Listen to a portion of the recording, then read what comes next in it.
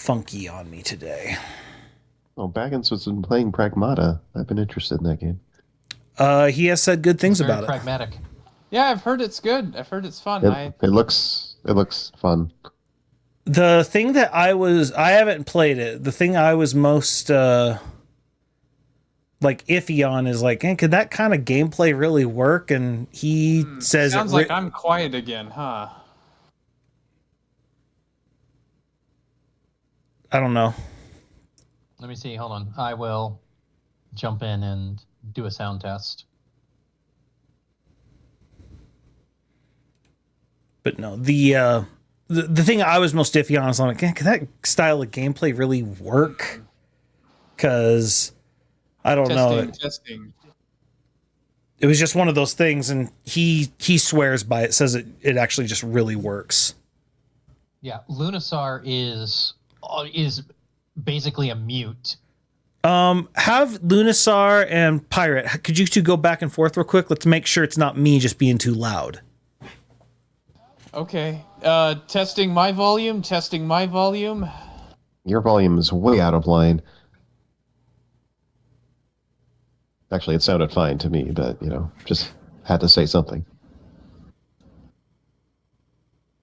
I can hear him now, but I feel like Lunasar was speaking much more up than normal. Do it again, Looney. Doing it again. You're projecting a bit. Yeah, was I projecting? Let me think. Lunasar, tell me your frustrations with Windows. My frustration with Windows?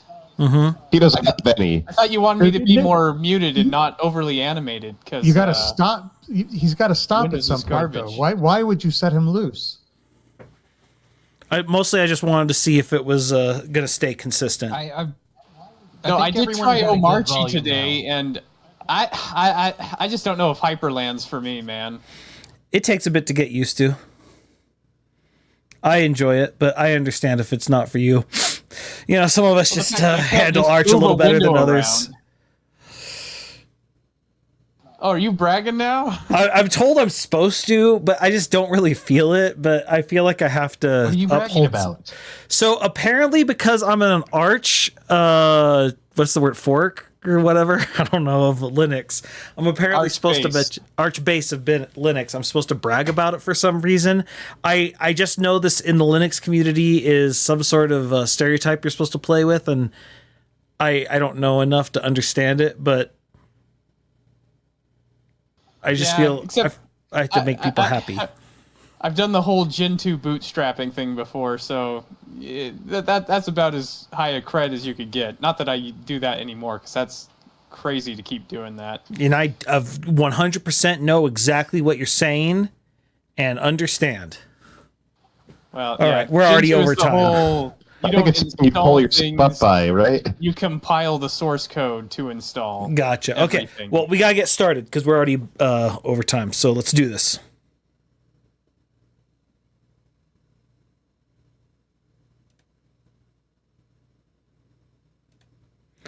So when I was looking for things to do for the Trivial Video Gaming channel that I'm setting up, one of the things I thought I'd look for games that had cultural impact, and I was going to go by year. So I looked at 1980, and I of course discovered Pac-Man. Oh, of course, Pac-Man's going to be number one on that list.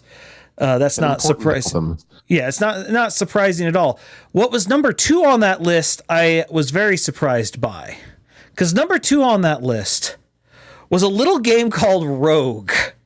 Which, for the record, trying to find gameplay for this was so difficult because there's so many games with Rogue in the title. But apparently, I didn't know this, Rogue originally was just a shareable EXE that one guy made. It wouldn't be made in a sellable position till 1985. But Rogue came out in 1980, and I feel like the impact of this game wasn't understood until at minimum the very late aughts, early 2010s with the roguelike renaissance. It has an entire genre named after it, and I feel like it had nothing for decades at a time. Well, he didn't have caps lock on to do the fast go through the tunnels. I played this original version, actually. Man, I had never even heard about it until The emu that like jumps around. Yes, oh my gosh, this is really like unlocking an old memory for me. This is episode 88 of Think We Overleveled. We're talking about games that had delayed impact, where we didn't know at the time what a big deal they were. And I think Rogue is up there in terms of delayed impact, because No, for sure. until like Rogue Legacy came out, I had never, like, everyone started talking about roguelikes, and I'm over here just like, what, roguelike? What is it like? It's like Rogue. Oh, thank you. I don't know what that means. And in my head, I remember conflating Rogue with Thief. And so I'm thinking something completely. I was like, what does this have to do with that? But this was, I did not realize this game was this old. Like, this game is older than most of us, if not all. I think I heard roguelike. ASCII. Honestly, I think I heard about roguelike just from like playing around in the mudding, the mud scenes, because they would talk about rogue and roguelikes. Oh, mud, like MUDD? Yeah. These are dungeons, yes. Because back then, only people that, would play games that used ASCII art for everything would even have considered thinking about roguelikes. Yeah. This watching this is giving me adventure flashbacks. There was like a whole like little, subgenre, I would say, of games that use this. There was Kraz and ZZT. Those are another couple that come to mind. Yeah. So this is making me want to play some Dwarf Fortress, though, I will say. Yeah, Dwarf Fortress definitely was like a callback to this kind of style. Yeah, but this is one of those things where I just look at it and now seeing that, the roguelike genre has completely taken over indies. And this, to know that it came from... not indies. Yeah, and well, it's the rogue formula. First of all, it's hilarious. Like, what genre is rogue? It's a roguelike. That doesn't make sense. Yeah, when they name a genre after another game, it's always weird. I had somebody in a comment section get all uppity about people calling what was it, Metroid games Metroidvanias, and I'm just like, yeah. Well, the other thing that's interesting is you talk about how there wasn't that many roguelikes. I actually do think there were some AAA games that were roguelikes. They just didn't call it that. They just would say, oh, it has procedurally generated dungeons. Think of Lufia 2. Think of... I guess Lufia 2 would, yeah. Azure Dreams. Think of Dark Cloud. So I am not familiar with those games, really. Okay, how about Hearthstone? That's a card game, which is a different genre. Yeah, but the what was it, the Kobolds and Catacombs? Yeah, but that was them copying Slay the Spire. Sure. It does have roguelike, but the biggest thing with the roguelike thing isn't the procedurally generated dungeons, in my opinion. It's the fact that loop? There's a death loop, that you have you don't know what tools you're going to have each gameplay. And don't get me wrong, the randomly generated dungeons definitely are part of it. But I think the bigger part of a roguelike is the randomness to what tools you'll have each run. I will admit, I couldn't get into roguelikes until Rogue Legacy came around, because the concept of progress from your previous run affects the next run and improves your character. To me, that created a progression that was not present in the original roguelikes. The original, your run ended and that was that. And that was that. Whereas, Rogue Legacy, you're like, oh, now I have some money, I could buy some upgrades, and these upgrades are permanent. I feel like I'm progressing each run. I get a little further each time. And that was something that was really appealing to me with Rogue Legacy and why I really got into it. Yeah, well, and it's why things like progression is important. Yeah, like Hades, where they turned death into also a narrative loop as well. Yeah. Oh yeah. Yeah. And so I don't know. This was just like when I came up with this topic, it was literally because I was sitting there And going through the games of 1980, I did not realize Rogue was that old. And it was one of those, I almost wanted to make it number one. It's like, okay, I can't. Pac-Man is everything in terms of that year. But holy crap, the shadow this game cast took a long time, but it is huge now.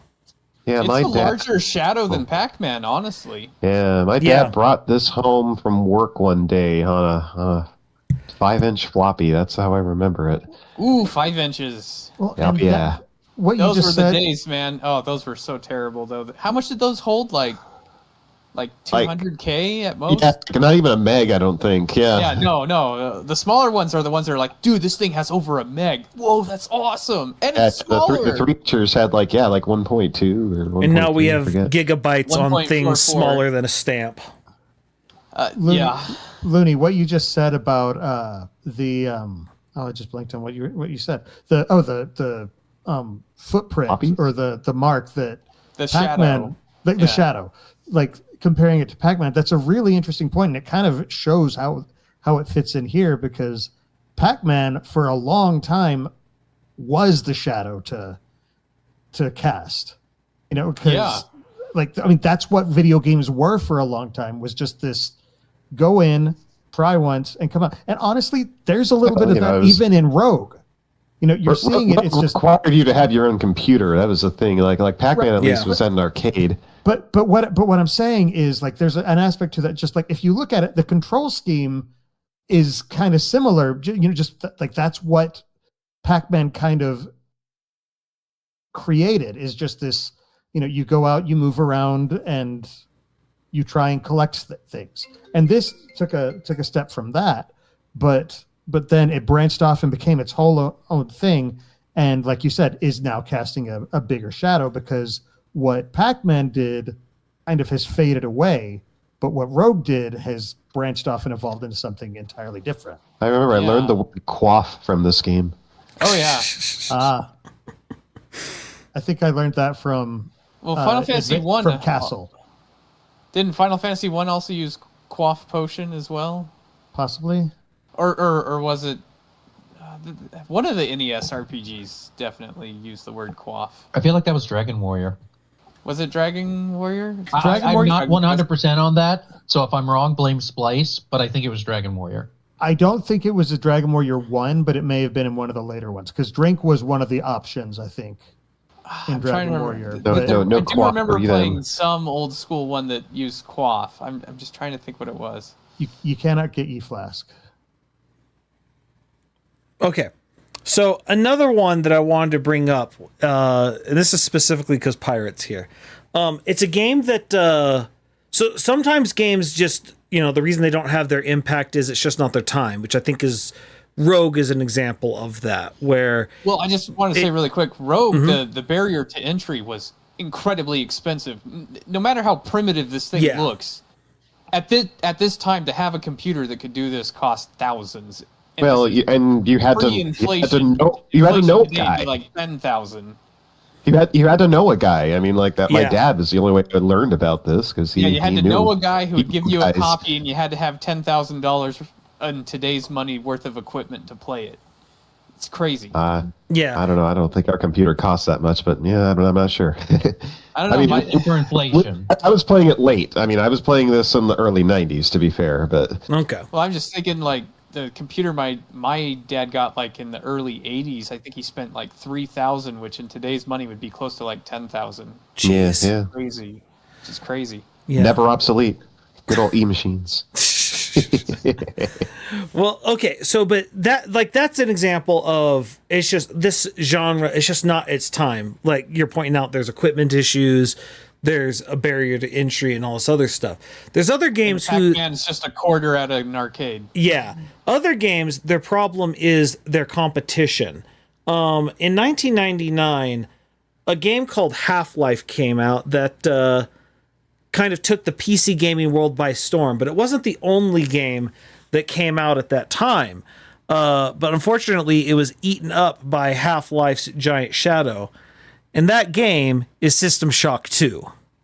Oh no! Was that the same year as Half-Life? I had to double check, but I think it was the same month. Yeah, 1999 goodness. sounds right. Yeah, I definitely heard about System Shock 2 long after the fact because all my friends were super into Half-Life. Yeah. Well, and this is feels one of like the a very 30 Rock, Studio 60 at Sunset Strip. Two exact same shows coming out the same month, and one you've heard of, and I'm sure one you haven't. Well, I mean, and thematically, they're very different games, but yeah. they occupy kind of the Half-Life- same niche, though, in terms of they're going to be PC games, and the same type of person is going to be interested in both of them. And and so one takes over, the other one doesn't sell very well, but it casts a longer shadow. System Shock 2 was cited as the biggest influence to a game I know Petrivka loves a lot, Deus Ex. Oh yeah, this is real strong vibes from Deus Ex here. May have been the same engine that they used. I don't know. I don't know if it's the same engine, but it looks really similar. You know, just look at that. Right? I think it's a different developer, isn't it? It's not IOStorm. No, it's not. It's not BioStorm. But Warren Spector said Deus Ex couldn't have happened without System Shock 2. That it was like how it. Yeah. I thought you were going to say BioShock, but Deus Ex, interesting. Though Deus Ex is one that my friends definitely were into the moment that it came out. But I think Deus Ex at its time had extremely punishing system requirements. Why did a robot just do the Macarena? Don't worry about it. No. Deus Ex. Why wouldn't the robot do the Macarena? What are you going to have your robot do? I think it was like the crisis of its time. Oh yeah, no, it absolutely was. Because I tried to borrow Deus Ex and play it on my computer, and I got seconds per frame, not frames per second. Crying. So now I gotta ask. Remember that. I gotta ask this, Petrivka. Were you aware of System Shock 2 before we moved in with the Harrises? Nope, it was only through them that I learned this. And do you remember what got me to go into their room? I don't remember what got you to, but I remember what I heard. Yes. We were walking by their room, the door was shut, and all we hear through the door is, "Good, you murdered their young." And we're just looking at each other. We'll open the door. What is going on in here? That's what you're quoting? Yes, we're quoting System Shock 2. Was that Shodan saying that? Yeah. Oh, man. And I had never heard of this game at all. And they just start laughing because that's what we heard walking by. I'm trying to think, how old was System Shock when I first heard of it? I want to say, I heard of it while talking to someone about Unreal and Unreal Tournament and how it came from Unreal. I think that... So it wasn't until Unreal Tournament 2K was out that I heard of System Shock. But yeah, but going into a deeper dive of it, yeah, it was probably out a good, probably 10 years before I heard a whole lot about this game. Oh, 10 years, wow. I don't know, maybe I'm just, when did this game come out again? 99. No, 99, and so Splice and I, we not 10 years. It was in 2003, I guess? Yeah, it would have been... 2003? No, because that was when we got back, so that was... 2006. Was it later? I thought it was when we were freshmen. No. It's 4 years. So I probably first heard about it 4 years, and it was probably closer to 8, 9, because I think I was in college before I learned more about this game. So yeah, quite a while. But yeah, so it took a little bit to find its audience, and to be fair, in '99 this would have also been fairly taxing for a computer. Yeah, I'm pretty sure this is... I mean, it looks like Deus Ex, and Deus Ex gave it problems, so yeah. It looks way newer than Half-Life, graphics-wise, even if it is the same month. So yeah, definitely. Okay, I was wrong about the release date. It was 9 months apart, but still. Potato. Yeah. But the... Anyway, so we have...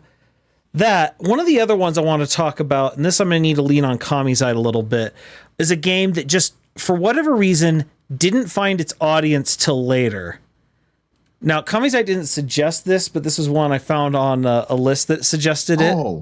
Okay. I can talk to this too. This can one you seems now? weird to me because all my friends were playing this when it was a brand new game. So. Really? Okay. See, I did not even know this was Yeah. a game till much later.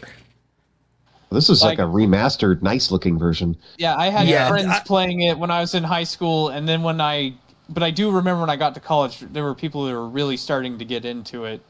You know, See, like and our I- old club president, Gerald, he was really getting into it at that time. Oh, We also- Gerald, I forgot Well, about him. and then Squeaky, I think, was into the actual TTRPG that I believe it's based on.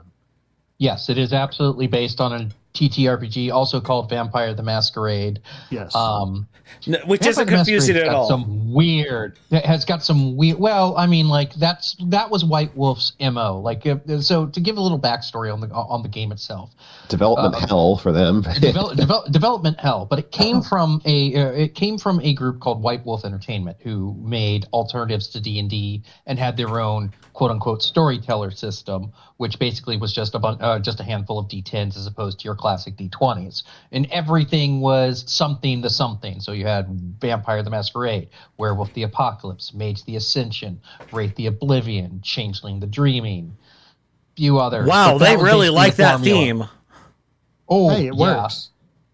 And like in this, and not this game itself, but Vampire the Masquerade had a short-lived TV show called Kindred the Embraced, which small plug here, I actually reviewed Yep. all 8 of those episodes He because I did? lost a bet, and Splice forced me to do it also because he was my agent one In the canon episodes. of his short in the lived canon, YouTube channel. in the canon of the show.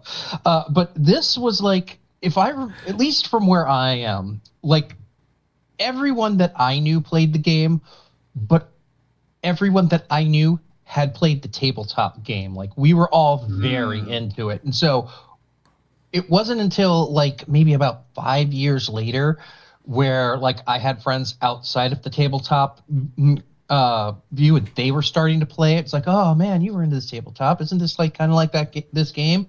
Kind of, sort of, yeah, but hey, it's a great game. Keep playing it. And like it really has kind of like gotten more of a cult status as it's gone along, because White Wolf hasn't really done much outside of the books with the Vampire the Masquerade property. To be fair, the original tabletop Vampire the Masquerade property has gone through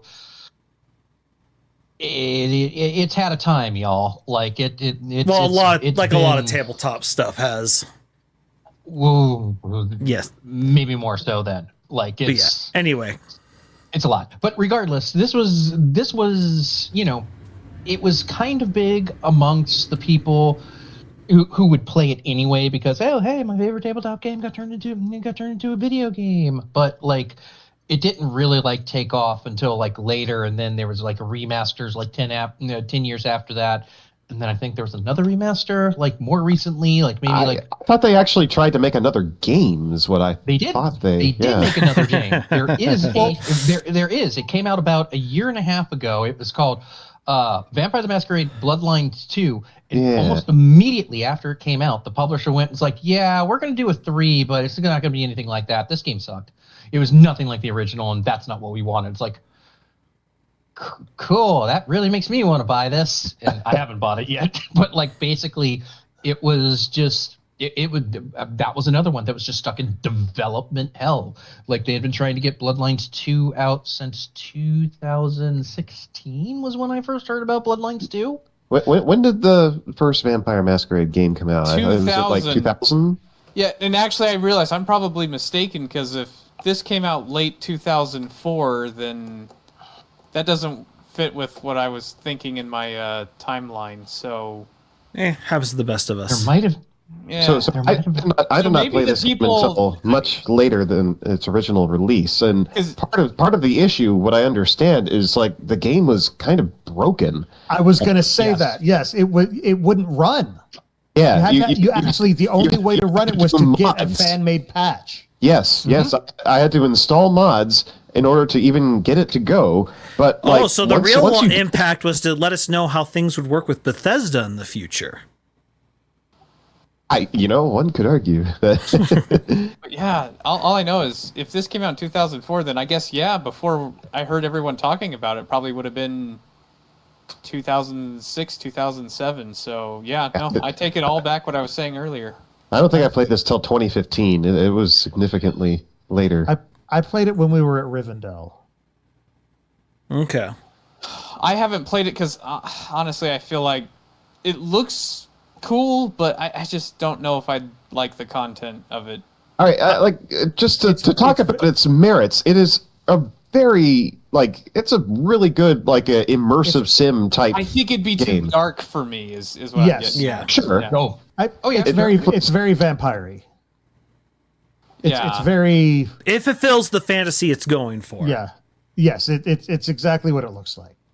And to be fair, that is the source material itself. Yeah. Vampire the Masquerade is not happy go fun time, let's go kill a dragon. It's I'm an immortal being and I can't see the sunlight and everything in my life is awful. bad. Everything's awful because I'm fighting the beast within. And Splice hasn't. I screamed prefer on to be the Thursday. Belmont killing the vampires than being a vampire. No, it's that is very not what much it is. I'm a not. social I'm not game. turning down that segue. That was too well done. I Fair enough. Fair enough. Sorry if I ended the talk on that early. so we have a lot to get Going through. for the segue. But I have a feel. I don't know if Looney or Baggins put this one down. I put it up. Okay. I put it up because to me, I feel like Simon's Quest was one of those games that when it came out, everyone hated it. Everyone bagged on it. Everyone I did not. panned it. I loved even though I loved it because I'm like, dude, I like that I can go back to places. I can, go back. That was one thing I loved about video games, and part of the reason why I loved RPGs is I liked being able to return to places that I've already been. Whereas before you finish a level and then you move on to the next level, you can't go back to the previous level. Yeah. I always kind of like the more open worldness, and Castlevania 2 had that. And a lot of people didn't like it. It had a lot of problems. But it, along with Metroid, spawned an entire genre, Mm-hmm. This is what started the Vania part of Metroidvania. Well, and it casts a pretty long shadow, and now what Castlevania is today is the Castlevania 2 playstyle more so than the original. Well, and the funny thing about that is that this is the first Metroidvania in the Castlevania series, but then it went back to non-Metroidvania for a while. Yeah, it went back to non-Metroidvania, and people loved Castlevania 3 a whole lot more than 2. It was a great game, but it wasn't a Metroidvania. Yeah, it was a classic Castlevania. Yeah. Which is why I love when, Bloodstained became a thing. They're like, we're gonna make a Metroidvania. This company's gonna make an 8-bit styled classic Castlevania. They're both great games.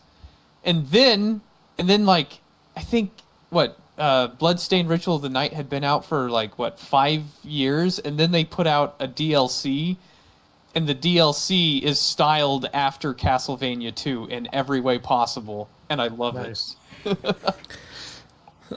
So Impact, this is the second one where it's we didn't realize it was making a genre. In that same vein,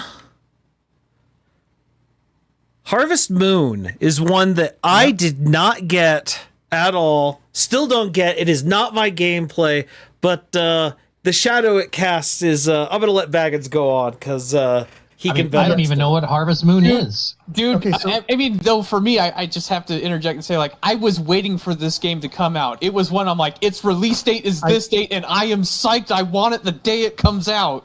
Yeah, I saw this. What's with the Stardew Valley knockoff? Dude. Okay, so yeah, oh my gosh. All right, pirate, quit winding Baggins up. But this was a game that a lot of people didn't play this original. It came and just sort of fell between the cracks. It got a write up in Nintendo Power, but nobody was talking about it. And I thought I was talking about it. Yeah, I thought this was the coolest thing in the world. But it started taking off a bit more when Harvest Moon 64 came out. A lot more people seem to be familiar with that one than this one. And the PlayStation one, yeah. Yes. But this is the one that Stardew Valley is based on, which kind of revived this genre that has now exploded into something much bigger than the original game ever was. It's just like this cozy farm simulator that a lot of people heard that back in the day, and they're just like, why would I want to be a farmer in a game? Yeah, I'm cozy still, game. Ew. Yeah, I'm I still was that guy, excited for it. unfortunately. Yeah, well, you have no soul, so. I second that. Well, for me, I was incredibly intrigued. Like, wait, in this game you can get married and have kids and have a family? That's awesome. Oh yeah, I was the lonely little nerd who's like, oh yeah, awesome. A way to fake a social life. Like, I even remember like trying to convince my parents that, hey, yeah, you should get me this game. I'm like, oh, it'll even have so much replay because there's 5 different bachelorettes. So, I'd have to play it 5 times to see what it's like with each one of them. How did they respond to that? Yeah, that's when my parents would have gotten concerned. Yeah, if it's all 5 at once, then that's historical, so we're okay with that. Yeah. Oh gosh. No, but I mean, obviously, it didn't really matter because it's just like, no, what game do you want for your birthday? This game, okay, whatever, sure. I mean, that's all there was to it. It doesn't sound like there was a strong vetting process there. It's one of those situations, though, where it's been iterated upon, and several versions of it have streamlined a lot of things, and other versions haven't quite gotten what, like this. They just don't understand what it is that people like about it. Well, actually, so well, when I think about it, I realize with my parents, it's actually kind of easier because they were like, my dad was the child that left the farm but still was a farmer at heart. So I actually think they liked the fact that I wanted to play a game that was a farming simulator. Well, I'm not talking specifically about your parents. I'm talking about like these versions of these iterations that people have just been trying with to like Stardew Valley again. They're the ones who kind of figured it out, because I mean Natsume and Harvest Moon and what's the Xseed, or is it Xseed? Whatever. So there were 2 companies. There was the company that designed the game, and there was the company that published it in the U.S. Well, and it was Natsume. Yeah, and I think Xseed is the name of the actual developer, and Natsume is the publisher, if I'm remembering right.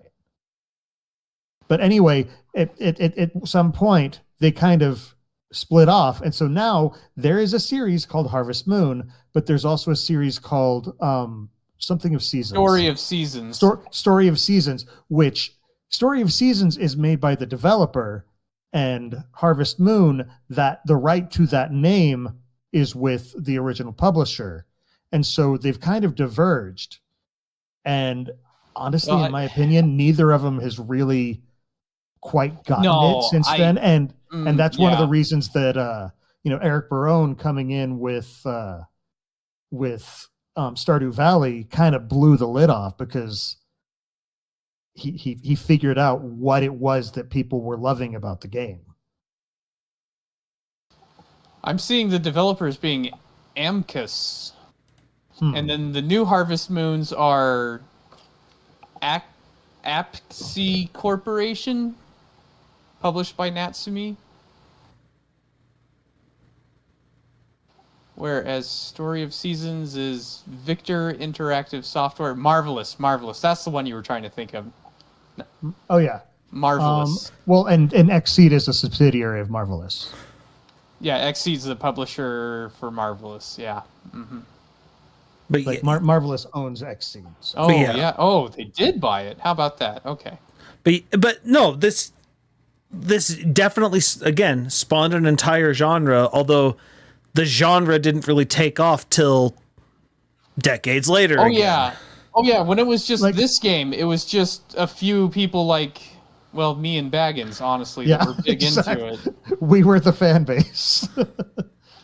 I mean, But- like, I lent it out to a ton of my friends, but, you know, they just kind of rushed through the game.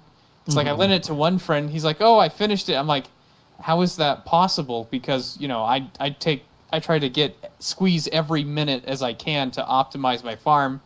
But I just realized, like, in the 2.5 years you have to, you know, in game time to play the game, he had accomplished about a third of what I had accomplished in a year. So Right. Because he just wasn't It's like- interested in it.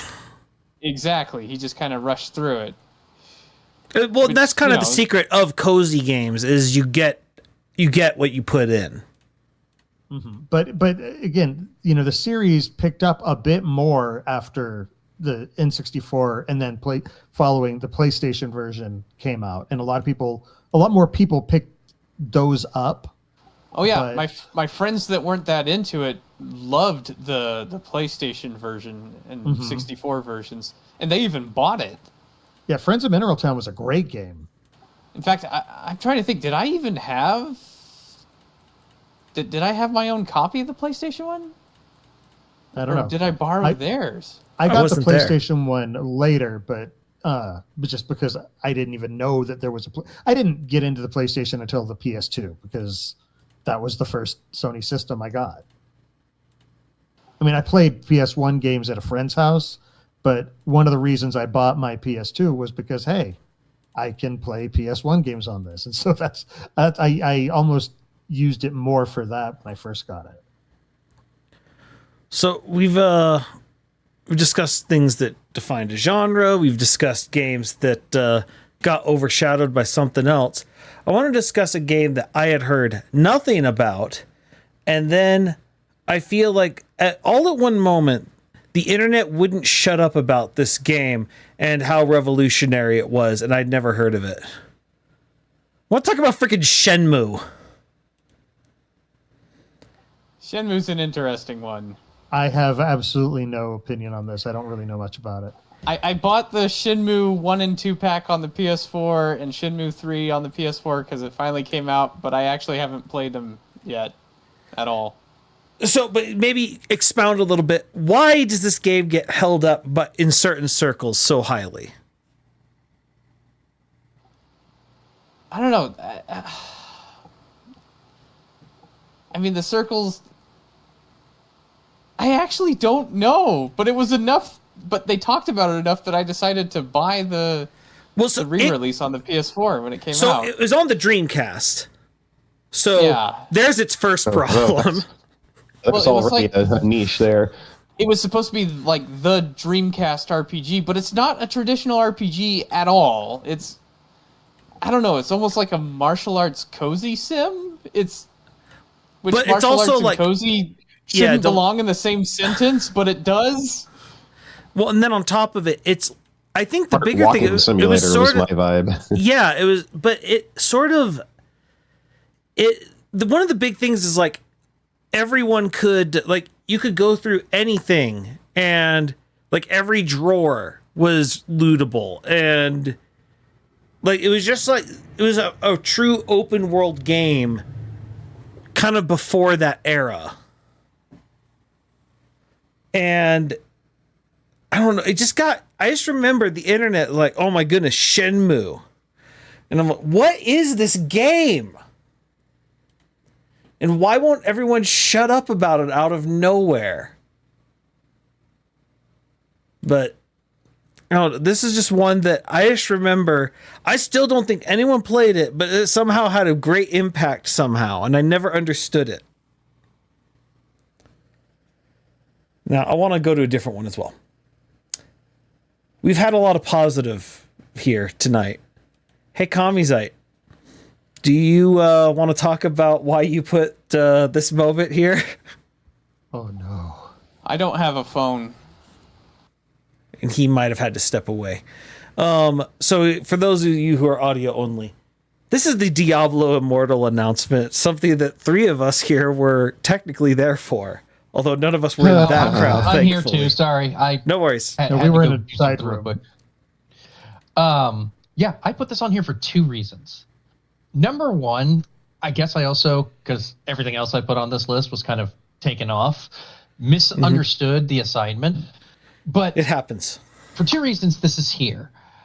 One, this was supposed to be a big deal, and it actually turned out to be a big deal because this was kind of the turning point for Blizzard as your favorite studio. This is when they started to not get it. And I mean, more like this was the evidence. There were some warning signs. There were some signs. There were some signs. There's always warning signs, but then there's, you know, setting yourself alight in front of a crowd, which is basically what this was. And because of this, I don't think people expected this to do well. And by mobile game standards, I'm not sure it actually did, but it certainly ended up doing better than you thought it did. At least right when it came out throughout the first year, it made something like $525 million. Oh my for gosh. Blizzard. At one point, Wow. it made $100 million of that in the first month or two. Like, There she blows. exactly. And like, it's one of these things where it's just like, you know, this is like a big deal. This was like a turning point. This was like a milestone for all of the wrong reasons. Because I mean, is he even still with the company? Like, did he like get fired like right when he got off the stage? Because I can't imagine. No. he Well, but stuck the thing around is, longer. this is the thing that's interesting. I've done a deep dive into this moment because, anyway, Because we were yeah, I was there. Well, you guys were there. well, not were just there? that. I was very intrigued because this announcement was so tone deaf. First of all, apparently, up until about 10 days before BlizzCon, they were going to announce Diablo 4. And that's what the announcement was.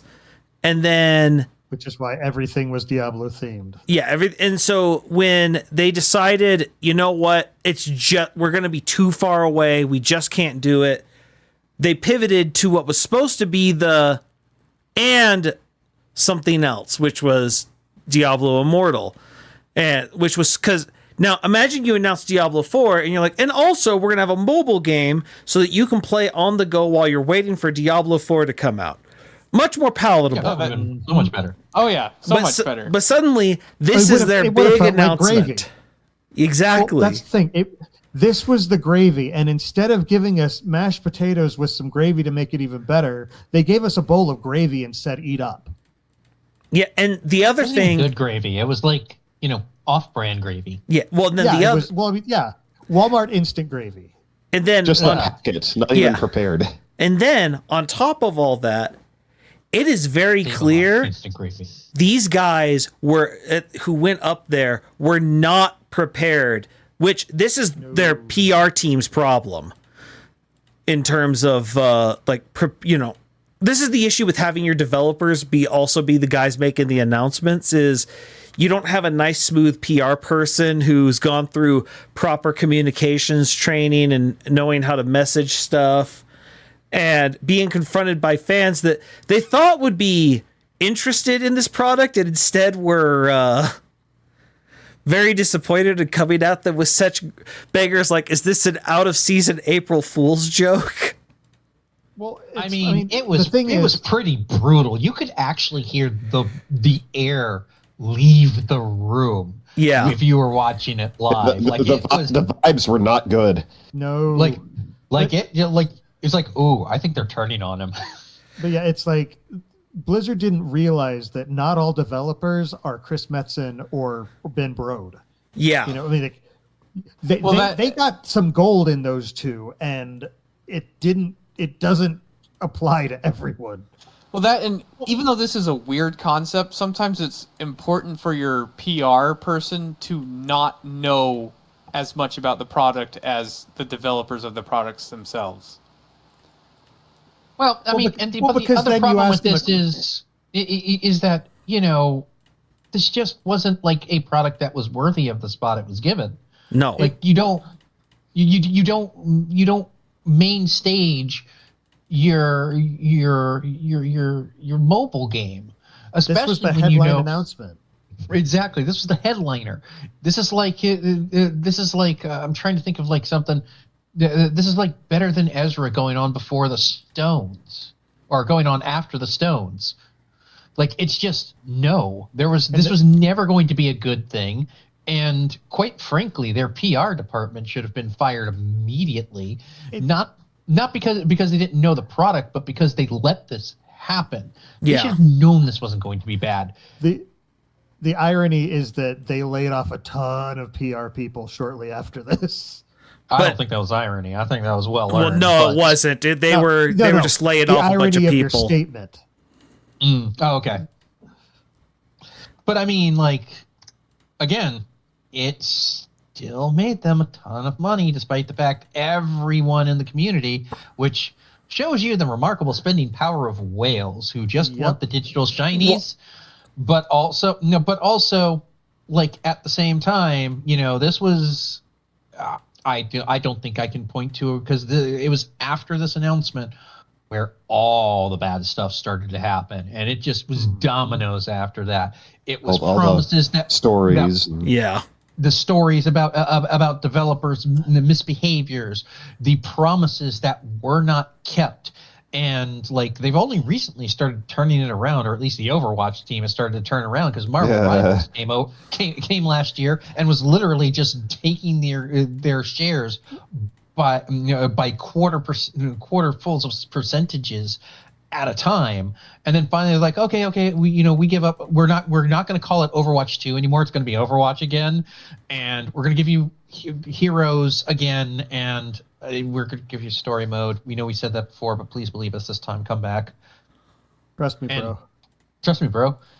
It's just like, But I mean, the thing I remember about this BlizzCon, because before this BlizzCon, I was so hyped about Blizzard. I mean, Splice can testify. I can remember. Because at the time I'm like, wow, they're still super into Blizzard, and I was super. I just hyped don't care about anymore. And I was also super before this, I had actually applied to work at Blizzard. I remember after I got home, like I just sat there. I was like, I don't care about Blizzard anymore. And I actually uninstalled my Blizzard launcher, like about a month after that. After I let my WoW sub expire, and I was just like, that is the opposite of what this kind of convention is supposed to do. But I just remember it was like it wasn't even. I was like, oh, I'm done. Ooh, gross. I was suddenly bored. It was kind of a weird phenomenon, and I'm going to go a little off topic here for a second. I mean, just really quick, I want to say, like, I actually have experienced that exact feeling you're talking about, and that was when I walked out of the theater from watching The Last Jedi. That's exactly how I felt. You're done with Star Wars. Yeah. Yep. Yeah. Anyways, back to you, Kami. Well, it was an interesting kind of phenomena. I watched this other YouTuber by the name of Todd in the Shadows. He does a bunch of like music, and one particular show. Holy crap! There's a name I haven't Record. heard in forever. Oh, he's still going. Yeah. And so one of the subjects of his Train Records, which is basically an album so bad that it cost people careers, was, and here's a blast from the past for those of you who are my age, was Arrested Development, who you'll know as like Mr. Wendell, Tennessee, and talking about how their second album was so bad that they've basically been just wiped completely out from the history of hip hop. But if you go back and you look at their first album, like they got Album of the Year from like MTV, and got Grammys, and got like like American Viewers Choice American Music Awards, and all sorts of like these accolades, which would set them up to be the next one. But that second album was so bad, it arguably just took all of their credit and their legacy and just blinked it out of existence. And that's almost what's happened here. I'm old enough to remember that Blizzard was like, other studios may do you wrong, but Blizzard's going to do right by you. Yeah. And they were the seal of quality. This was where that stopped being the case. Mm-hmm. This was the first domino. Hey, Splice, you saw them all playing the demo. That was at a specific location on the floor. What else were we hoping would be there? Smash Brothers. I made a whole video about it. I had to change the title because it was so wrong. in all the best ways. Because this was right. Because this was Diablo. This was where they were making like their final announcements for Smash Brothers at the same time, and I saw they had announced a Diablo Switch. Man, you had so many predictions on that. Yeah, I remember we watched the announcement, like one of the first direct for the first DLC character, the Piranha Plant. Yeah, the final. It was while we were at BlizzCon. Yeah, it was the final one at BlizzCon, and we were watching it live. It was the middle of Grinch Leak Theory, and my freaking goodness, what a glorious time to be alive. But it was just one of those things where everything, like, to me looked like, man, this looks like they're making some big announcement with Nintendo. Like, they're putting the Switch right in the middle of the main stage. And then I'm like, wait, Smash announcements? They haven't announced the actual DLC. What if they're announcing Diablo for Smash? That would be huge. And it was just one of those things where, like, I was like, okay, I got to get this video out, because if I'm right, this could be a huge opportunity. And instead, not only was I wrong, I was wrong in the most hilarious way possible, because what I thought, which would have been like, holy crap, amazing crossover, instead turned out to be the death of one of the gold standards of gaming. And that video is still on my channel if you want to go watch it. I went full most successful ones for a while. Oh yeah, for a good long while, but no, it was not correct. it was not. All I know is once the DLC announcements came out, I felt like you were very disappointed, Splice, though I was No, I was not disappointed. When they announced Joker, I was I wouldn't say hyped. I was shocked, though, because I was like, well, that's not a Nintendo character. Oh, there's no rules anymore. Well, that's right. Was he the first? Yeah, he was the one. DLC. Yeah, he was the one. Well, every DLC before Cloud has been there before. Yeah, every DLC before it, there was like, you could rationalize it as they were in a Nintendo game, which Cloud was the biggest strain on it, because, or not in a Nintendo game. Final Fantasy, the series was the series had been on a Nintendo console. Well, but specifically, Shin Megami Tensei had not. Yeah, specifically, they were because Cloud had showed up in a Kingdom Hearts port onto a Switch DS game. Like that's true. That's the level of holy, how many hoops we're jumping through. But then Joker comes out and like, no, he hasn't been on jack squat there, and it's just opened it up to, there are no, like, now were there ever any rules? Probably not. It's just fans looking at patterns. But anyway, I think they said that was the actual stated rule. No, there was no stated rule, and Sakurai had actually clarified that several times. In the Age of Brawl, I could have sworn I actually read that in an official statement somewhere. No, someone did a whole video on it. Like, there were never any rules, and we were just looking for patterns type of thing. And he went anyway. It was to the point. I've gotten way off topic. I'll get back on topic. Way off topic. Psychonauts. This is one I always love to bring up. I love Psychonauts. This thing bombed so hard. Why? Well, kind of the same reason Shenmue did, but not quite as bad. This was an Xbox exclusive originally. And it did come out on PS2 as well eventually, right? And that's I didn't realize it was an exclusive. Yes, this is what's hilarious. The developers, Double Fine, were close to bankruptcy. They had a publisher originally. That publisher then got into financial troubles, disappeared on them, just like ghosted them. And Tim Schafer thought which he used to, if you like, a lot of the LucasArts games, he was big on the writing there. Darn straight. Anyway, he Grim Fandango. Yeah, Ask me about Grim Fandango. he told all his employees, "It looks like we're done. Get your resumes together, because like I don't know where the money's coming from at all." And I'll just trying to do right by the employees. And then out of the blue, Microsoft calls them and says, "Hey, we heard you have a game basically ready. We have our new console coming out. Would you be interested in letting us publish it?" To which he was like, yes, absolutely. So Microsoft comes in, saves the day for them. It goes on the Xbox. But I mean, look at this thing. The Xbox was trying to be sold as like the edgy, cool, hip. It's the Halo machine. This is a game with very quirky humor, puns all over the place. And Tim Burton.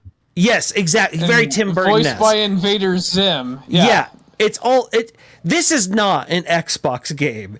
And so it bombed hard. But Tim was able to get Microsoft to be like, "Hey, could you cut us loose?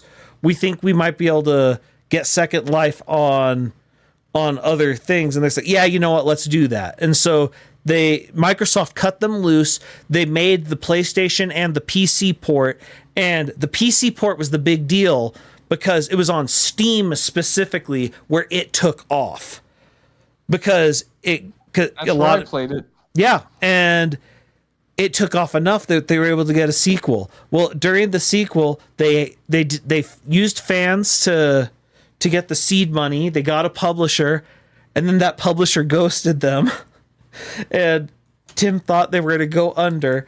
And then Microsoft called them and said, "Hey, we're buying up a bunch of studios. We want to buy Double Fine. Can you put PlayStation on our thing?" They're like, "Well, we have this thing with our fans. We promised to publish it everywhere." Like that. "That's fine. We just want it on Game Pass." And they said, "Okay." And so somehow the exact same thing happened again. History doesn't repeat, but it rhymes. Yeah. And so that feels like a curse. That feels like they were actually cursed at that point. A little bit, but no. I mean, let's be honest. This game is a little cursed. This game is a little cursed, and we love it. I love this game. It is exactly my sense of humor, and I love especially the Milkman conspiracy. Oh, the Milkman conspiracy. Like, if we talk about one great level at some point, I might just go off on that by itself. But this is a game that play this. This is one of those. It got its following, and it should never be bigger than it is. Like it's supposed to be a quirky niche game, and I mean, this is freaking like 3D Pablo Picasso people. It is not a good looking game. This game is just stupid looking. Like, well, I mean, it looks like it takes place in the Nightmare Before Christmas universe. Yeah. The Tim Burton comparison is a very good one. But I don't know. I love it. It definitely. It just feels like a lot of the story was written by The Question, and Yes. Love it. All right. So this is another game that this game didn't sell well. But I will let you guys go. Did this one ever take off? That's the weird one for me. Like, that was what was weird for me seeing it. I mean, this did poorly because I remember a lot of people playing it.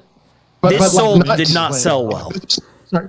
Let's let Petrivka give it his intro.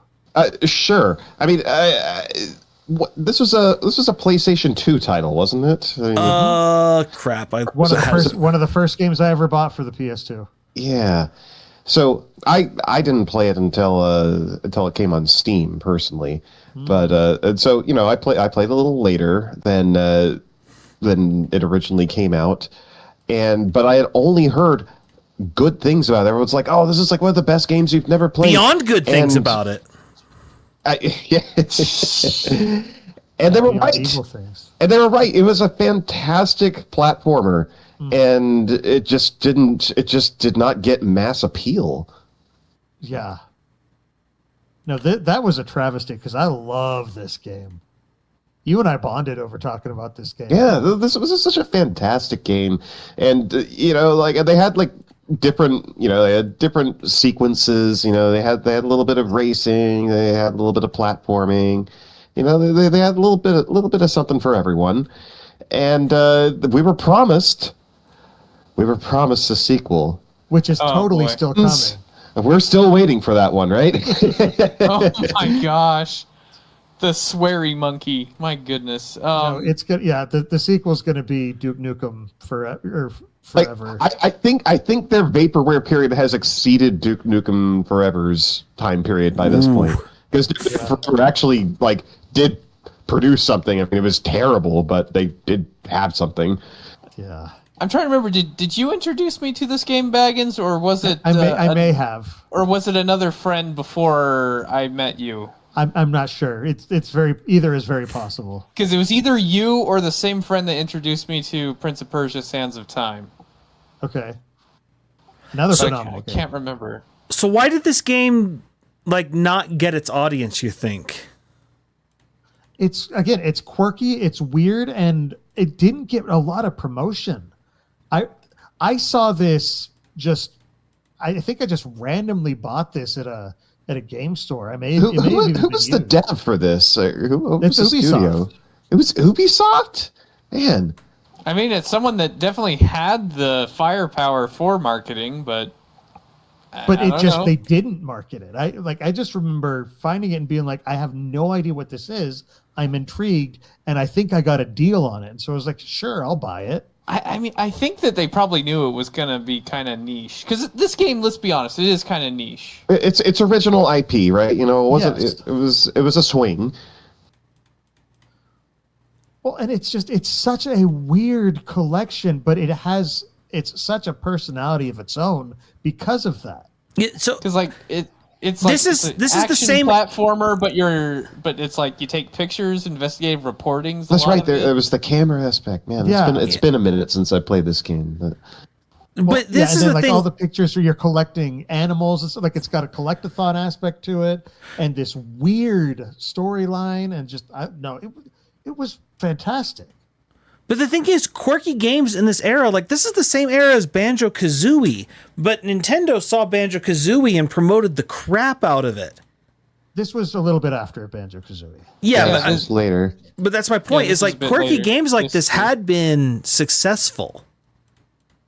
To me, this sounds but again, like Ubisoft didn't understand what it could be.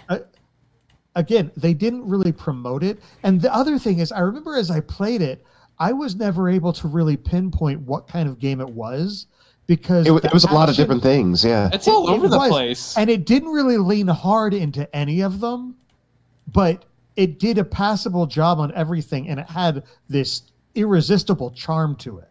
Because it's not a racing game. It's not Pokemon Snap. It's not a stealth game. It's not a stealth game. It's not a hack and slash. Yeah. But it's a little bit of everything. I don't know. It's kind of, I guess now that I think about it, it is to a degree a bit of a Sid Meier's covert action, but it's less disjointed than that, which is and then it's got weird. This whole dystopian setting, dystopian sort of resistance. Kind of thing. It's never really I remember I played all the way through, and after it was over, I was like, I'm not quite sure what happened in this story, but I know I enjoyed it. Honestly, I thought I kind of felt like the end of the story was kind of out of left field, but agreed. Well, the other thing, the voice acting was excellent. Yeah, it was really well acted. That's true, especially with the fart jet boots. Chili con carne. Yeah. Don't break up the team. That's what I always remember.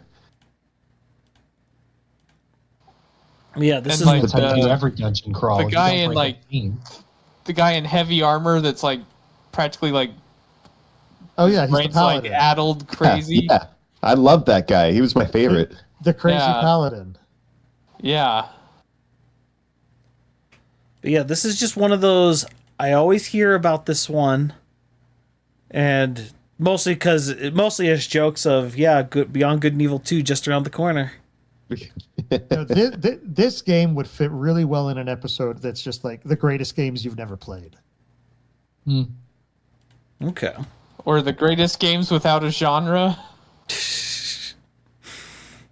I don't know. It's kind of like Genji 2. It's an action game. Oh, don't worry. We're going to be covering that one soon enough. Remember that one? Okay. Is there a weak spot you attack for massive damage? Something like that. Okay. Another one that's on here that I am fairly certain Ludasar must have put. Earthbound. Oh, yeah. Without question, Earthbound. Yes. I mean, that's another game that I was looking forward to it coming out, got it the day it came out, but I soon realized no one else bought it. Now, granted, all of my friends borrowed it from me. They all loved it, but, like, the reviewers... now, the critics is the reason why this game... Well, there's two reasons why this game failed to sell. let's not let Nintendo Power off the hook here. Like... Okay, I fine. thought- 3 reasons. Fine. Okay, fine. I felt like 3 reasons. I remember reading about it in Nintendo Power and feeling like they were glazing it. Nintendo Power was glazing it. That's why I wanted to buy it. I just because remember of Nintendo Power telling me that it stinks. But yes, their marketing was kind of trying to do the Nickelodeon right. Yak slime with the whole, this game it stinks, like it came with scratch and sniff stickers. It was and very much Which is what turned me off. they played off of the whole boss of being Master Barf, one of the bosses. Like they were trying to go for edgy like they were going hardcore 90s as possible. Parents just don't understand. That's hilarious. It But, was like, it was so the Cinnamon critics, Toast the Crunch. reviewers, Greetings, like- fellow kids. But like the ratings and the critics, they hated this game. They're like, oh man, this game feels like the art feels like I'm watching an episode of Bobby's World. Like they were trying to say the art's too kiddish, and like the story, the fact that it's an RPG, but instead of being in a fantasy setting, it's in modern times. That's so kiddish. Like they just called everything about this game as little kiddie as possible. And we're just dogging on it, bagging on it. Meanwhile, So, the final between the boss is one of marketing- the most horrifying things in Nintendo history. This is very true. And especially if you get into the game theories on that, which I frankly don't like to, because they go into really dark places that, one, I think is wrong, and two, just is disturbing beyond beyond the capacity for rational thought. Nice. But the third reason why this game sold poorly is because it only came in a collector's edition. There was no standard edition. I mean, that's part of why it's so sought after now. But it came in this giant box and had this. It came with it came with it. What do they call those? Starman? No. Like it's not an instruction manual. It's a game guide. There we go.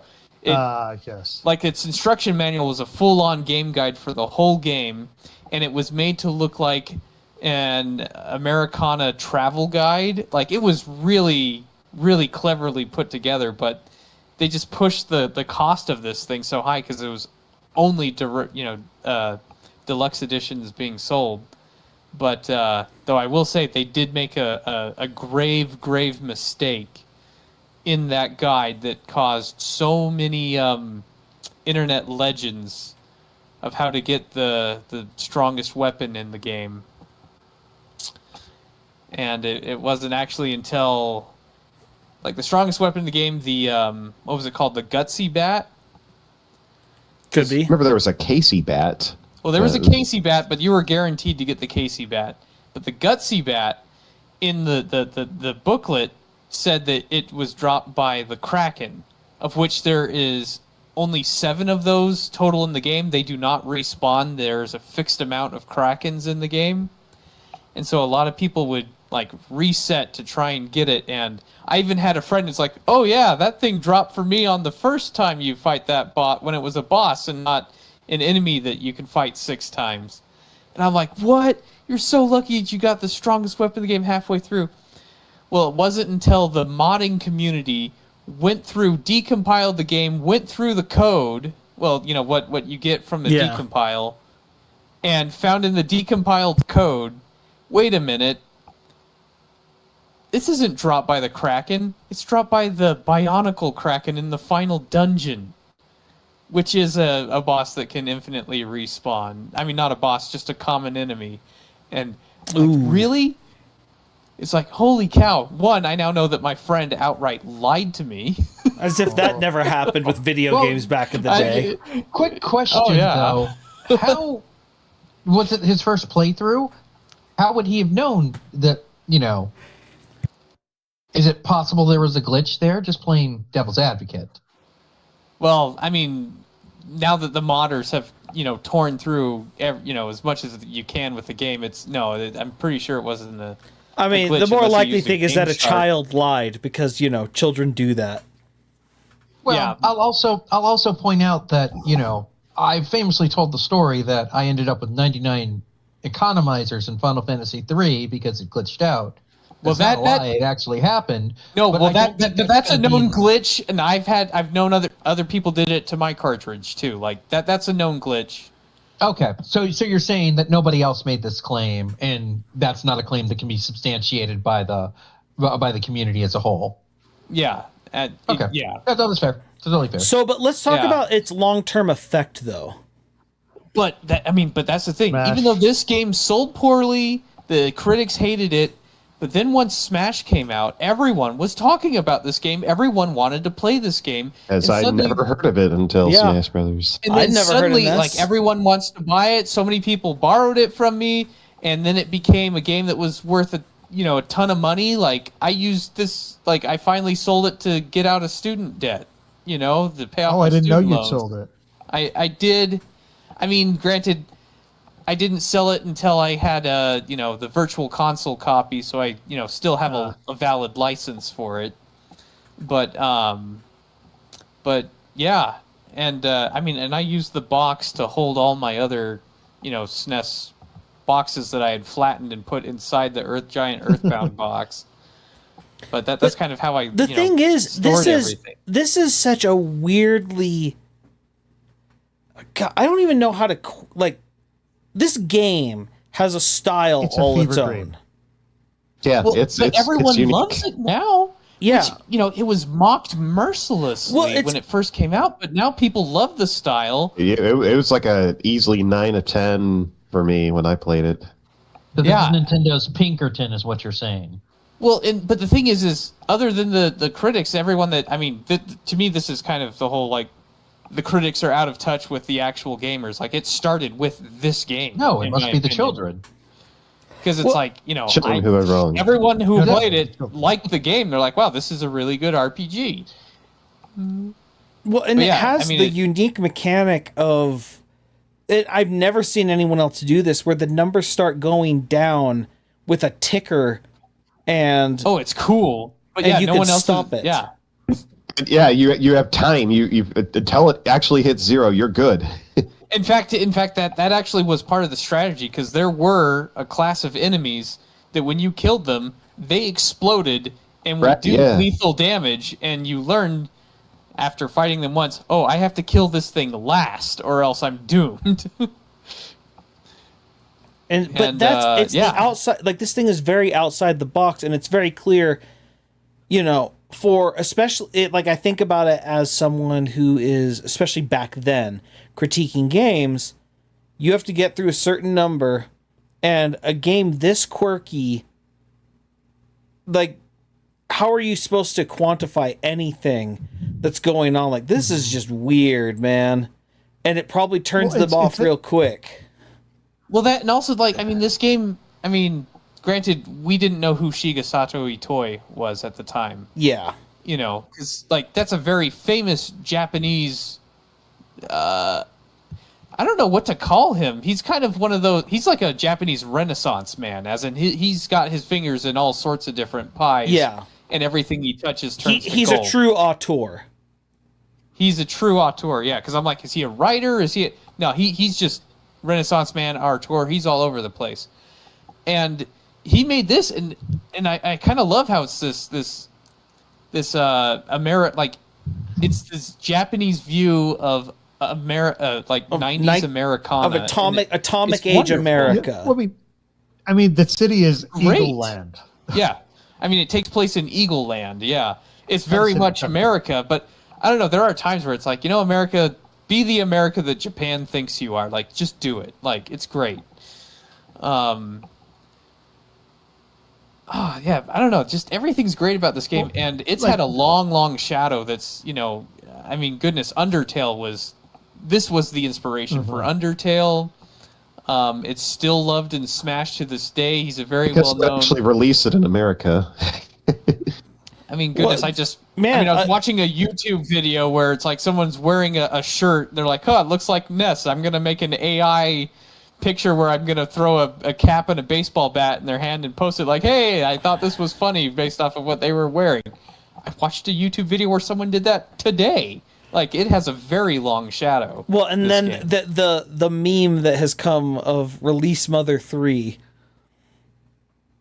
is just the fact that they're making jokes about it in freaking Robot Chicken. Yeah. It's one of those things you're just like, how it kind of speaks to Smash. I mean, another one we could easily put on this list is Fire Emblem, and it's for the same reason. Yeah. Where it's like, it's a good game. The Forbidden Fruit. Yeah, it's this good game that never got brought over. It gets into Smash and it gets everyone going, well, wait, what secret sauce does Japan have that we haven't gotten to put on our taco here? And then eventually they bring it over, and it's like, hey, that's the secret. Now, granted, the Japanese, special, secret menu. The Japanese secret menu was a big deal in early internet days like this. But yeah, this is the one we got. Like Mother 1 actually almost came to the U.S. Like Phil Sandelhop finished the localization, had it in the can, but they decided now we're going to release the Super Nintendo, but they're like, but we will bring Earthbound over. Okay, but, let's start getting wrapped up. I want to get through 3 of them before we go, because all 3 of them are very different. First of all, Bagginses, could you speak to Final Fantasy XIV's very weird late, like out of nowhere surge? Because it kind of relates to a different conversation we had earlier. It's had 2 of them. That's the thing. So first off, Final Fantasy XIV came out, and I believe Kami actually played the original game, and a lot of people basically just said it was garbage. Massive, absolute failure. Like, to the point where the way they got out of it is they brought in a new head for the studio, Naoki Yoshida, and they literally dropped a meteor on the game and put it out of commission for a year while they rebuilt it. And again, he's not using literally incorrectly here. The lore of the game is a meteor came down. They gathered everyone into a space, they dropped a meteor on it, and they sent your characters forward in time 5 years. And so time has passed, things have changed, and the entire gameplay was completely different. Basically what they did, because the first one had been built very similarly to Final Fantasy XI, which was their first MMO, the first Final Fantasy MMO, and it just didn't translate as well. It felt dated, it felt off, and it didn't hit. And so when they remade it, they based a lot of it on how WoW played. And it just, because WoW had polished the genre, and it worked a lot better. Now, after they completely rebuilt the game from the ground up, they then started improving on the story and the storytelling. They replaced their voiceover team. They got new writers, and the story started growing and growing and growing, but it didn't truly explode until WoW fell off a cliff. In Shadowlands, and everyone just kind of got sick of the game. Everyone got absolutely it was just like, this isn't fun. You're making us do things we don't want to do and telling us that it's fun. And we're like, no, not enjoying this. And it's like, no, it's great. And then so a lot of people are just like, okay, I think I'm done with WoW. What's the next biggest MMO? And it was FF14. Drastically smaller at the time. But Sloppy then seconds. suddenly a lot of these WoW streamers started moving over and playing it, and they're just like, wow, this is actually good. Well, because again, when the game originally came out, it got some bad press. Well, and then on top of it, very disappointed. It had been going on like after its post reboot for 6-7 years. 8 or 9 years, 7. I think. Yeah, and I'm just going to ignore that. But it was one of those kids. It was just one of those things where Yep. when everyone discovered it, it was kind of fun because everyone's like, "This has just been here the entire time." Well, the thing is, there were a lot of things that WoW did and continues to do better than FF14. But there were a lot of things that FF14 said, you know what, let's do it this way. And it worked. Yeah, well, and especially at the time with Shadowlands, some of the things they were specifically complaining about were the exact problems that 14 had kind of solved because they decided to go to a different design direction. Now, it limits them in other ways, but it solved that problem. Was 14 like 11 where you could change class on the same character? Yeah. Yes. That's actually something I found quite appealing about 11 and then by extension 14, that but you're it not was locked in to what you choose at the beginning. But it was different from 11 in that you don't lose experience and levels when you die. That's why I couldn't keep playing 11. Same here. That's why I couldn't handle 11. I wasn't even going to buy it until a friend's like, no, come on. I'm like, fine. Mm-hmm. Oh, the permadeath builds character. Yeah, but the thing one is, of the weird things that they did that is being picked up, finally being picked up because people have been begging for it from Blizzard for years, was player housing became a big thing. Yeah, because it was super customizable and guilds could have their own housing, and it became this whole other game within a game for people who like the design aspect of it. So much so it's carried over into a lot of animes about. Yeah, sounds like a lot of isekai. Yeah, it does. Yeah, anyone ever see Overlord? Right there. Same concept. Yeah.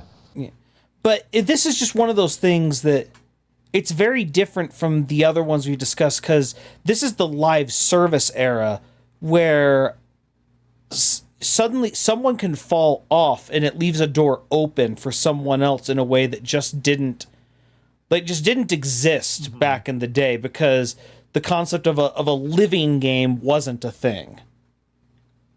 Yeah, and so I'm done with this, but I don't want to leave this genre.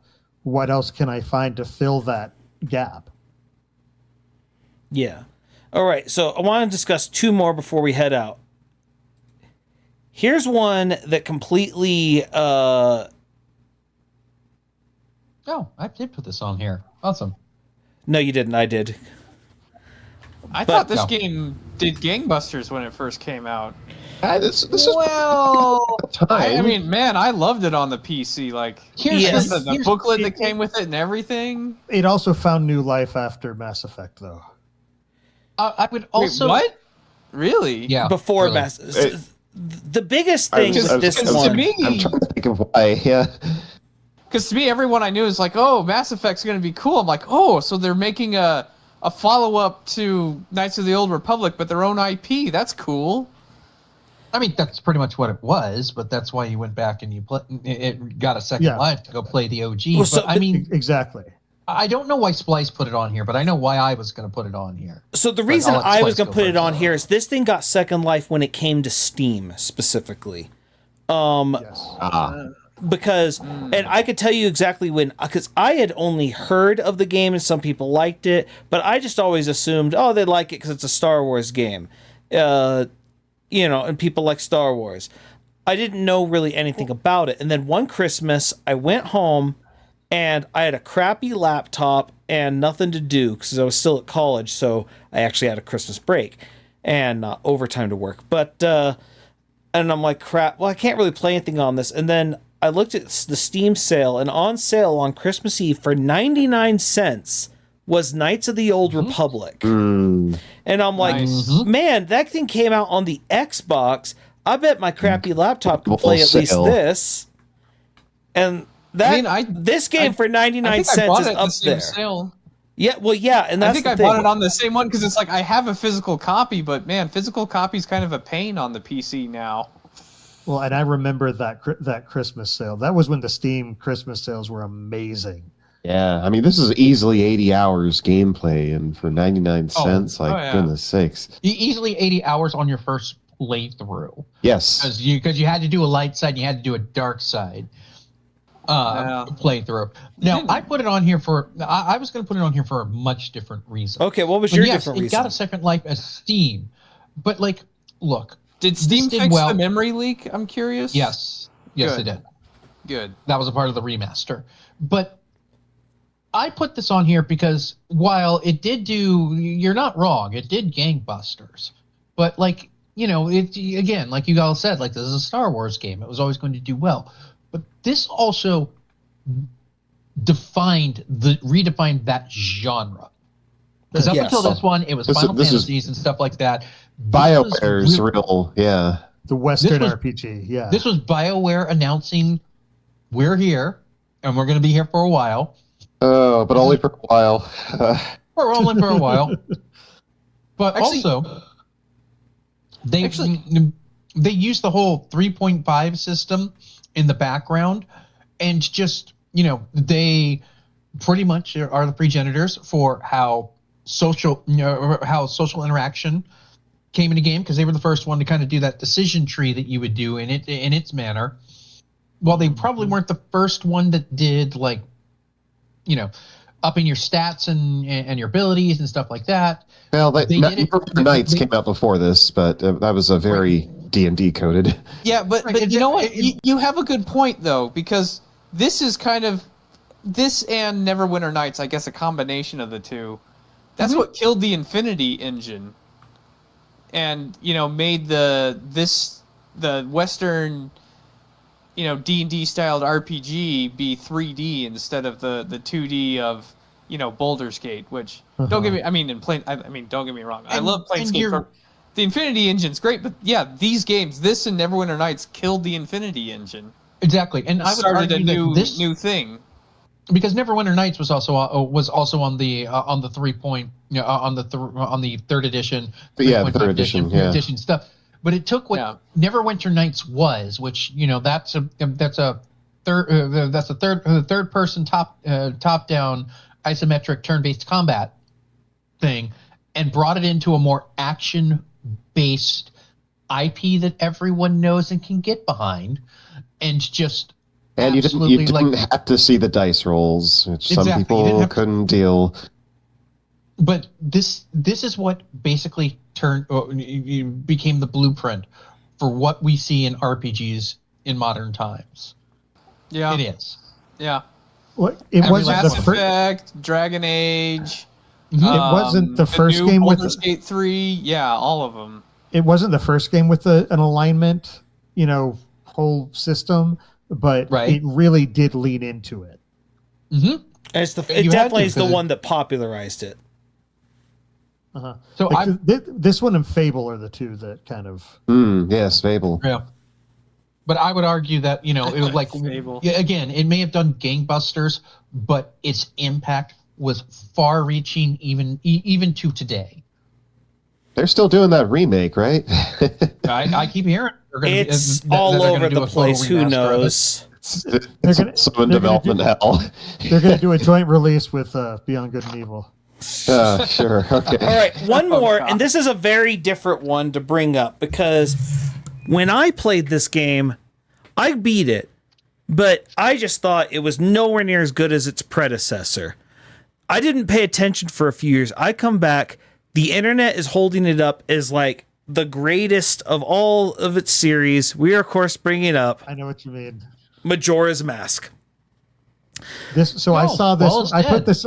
I Yeah, put this Mr. up Mask. because Breakfast actually commented about this, and I was like, "That is an amazing pick." Yes. And I just thought we had to talk about it because this is a game. Again, it's very weird, very different than you think you're getting into, but then it's just sort of gotten a second renaissance of people looking back on it. It's like, that was a better game than we gave it credit for. Well, and I Yeah, think but specifically, I think that's also. I I was think gonna that's also true with Wind Waker as well. and Yes. I was literally going to bring up Wind Waker as well, and I think it's for similar. Game. Well, so, but this is the thing that what we were looking at with after Ocarina of Time, we were kind of wanting a continuation of Ocarina of Time, and Majora's Mask has the same aesthetics, but it is not that in tone. It is a very different it is game. Not. no. And Wind Waker is And a the thing is, this similar. is supposed to be a direct sequel, but it is so different. Well, it's like if you have a favorite webcomic that you've been reading for a while and really enjoying, and then suddenly the writer artist just says, "I want to go off on my artistic moment now," and starts just going into deep philosophical stuff, and you're like, I was coming for the funny. And it's like, it doesn't mean that they're not doing a great job, but you're like, this is not what I came for. Yeah, you didn't sign Like, up if I'm for honest, it. my friends didn't even buy this game. I don't think. Like, Yeah, I and that didn't was- play it that's- until after yeah. I was married, and I played it on Lizzie's copy. And so But this like is even the last game few I friends bought for that did college. play it, they're like, oh, Majora's Mask, like you lose all your progress all the time you go back. Like, And I do hate you lose that. the items you have. It's like Yeah, the time it was mechanic. hard. It was kind of roguelike, but it was also a little like Outer Wilds. I mean, in a 2 sense. days remain, Which I will admit, with being the end of the school year, I am kind of using that line with my kids right now with school. Well, But The funny thing is, there's A another freaking game that, crash. there's another game that followed in the footsteps of this on PS2 that a lot of people never really even heard of, but I enjoyed. It's Dragon called- Quarter? No, Ephemeral Fantasia.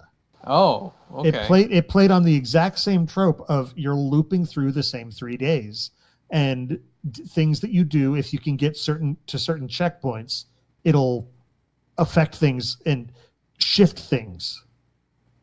But like in the other one, it would actually break other people out of the loop, and so they would also be aware of the looping. Did that one become popular? Because No, Dragon no. Quarter is another Yeah, I one that does barely that, heard of it. and that's still the Breath of Fire that killed that series. but no, but And Majora's I don't Mask. think anyone's gotten to that. Yeah, but Majora's Mask is just one of those. I feel like at the time, it was just one of those. It was the wrong time for at the very minimum my circle of friends, because it was just like I was kind of hoping for something different, and then once we got a little distance from it, it was one of those things like, man, there is no other Zelda game that has this tone. And, Well, and let's be honest. After Link to the Past and Ocarina of Time, we are absolutely enamored with the Master Sword at that point. And a game, And a Zelda Ganondorf, game, and then have a Zelda game without the Master Sword is like Without what? Zelda. What is- Like I gotta stay kid the entire time. with a Zelda Yeah. game without Zelda. No Zelda, no Ganon, no Master Sword, and it's just like the only Zelda we'd gotten without a Master Sword before this, not counting Wand of Gamelon and those other abominations, but was Link's Awakening. Yeah, and so it's just one of That's those. true. That I didn't have them either, huh? But yeah, so this game was just so weird and out, but it's also in some ways Nintendo, like people keep like, man, I would really like for them to kind of explore this part of the lore a little bit and go back to it, because there's some interesting angles you can take, and it's just so bizarre and out there. And yeah, it took a little distance, and heck, it's also like one of the most famous creepypastas out there. Ben Drowned is based on this. Yeah, that's what I was just going to ask. How much do you think Ben Drowned was part of the internet resurgence of the love of this game? It's part of it. It's not zero, that's for sure. Because all I know is like I want to say like 2003, everyone hated this game. 2004, people are like, that game was weird, but I kind of liked it. And then like suddenly, like 2008, suddenly everyone's like, it was the best game ever, and we never realized it. Yeah. Well, and like 2009, like 2008, I think that was like the Ben Drowned time period too. Yeah. So yeah. One of the other things is it had some creepy aspects to it. Like when you put on those masks, it's nightmare fuel. Body horror. Yeah, exactly. Like he puts on the mask, and then you see these like eyes with veins coming out of him. And Link writhes and screams in pain. Yeah. Every time and then like not, you're just like, huh? Then like the question that still exists: who the crap is the happy mask salesman? Like, how is he holding on to this eldritch abomination that is Majora's Mask, and how is he? And his facial expressions changing on the drop of a dime. Now remind me, Ben Drowned. Which one was that? That's the Link is Dead theory? No, it's not. It was a creepypasta about basically a kid who bought a bootleg version of Majora's Mask, and that a kid who killed himself. It was haunted with. Yeah. Yeah, it was a haunted game cartridge from a kid that drowned. Right, I remember now. Around the same time, there was also the Link is actually dead theory, where he's going through purgatory, and each of the different temples represents a different stage of grief. Yeah. But that's the thing. It kind of I will say, Majora's Mask kind of started some of the first like game theory type stuff where the internet's like trying to figure out what it is. And I don't know. It's just one of those, it wasn't appreciated. But I think, I don't feel like my friends hated it. It was just like, it wasn't really what we were looking for. It was kind of more the attitude at the time, for me anyway. Well, and I do think it also helps that I kind of feel like that theory of Link is dead, I feel like Twilight Princess played into it with the hero shade. A little bit, yeah. Well, and I don't know if that was intentional, but I can see the connection. Yeah. Yeah, because it's kind of the whole Link died and is turning into a Stalfos. Yeah, I don't know. It's just... but yeah, this is... I can dig it. This is just one of those weird things where sometimes things just aren't at the right time. But with time, it gets the love it earned. Anyway, all right, let's wrap up. We're over an hour and a half. Kamizite, would you like to promote something? Yes, as a matter of fact, I would. Do you like D&D? Do you like space fantasy? Let me direct you towards Neon Odyssey. It is a Kickstarter that's been done by Legends of Evantris. If you've seen Clowns and D&D shorts, that's the one. That's them.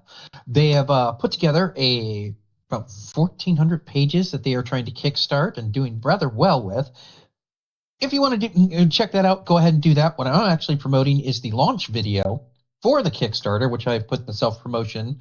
It is a 5.5-minute anime that is all original animation.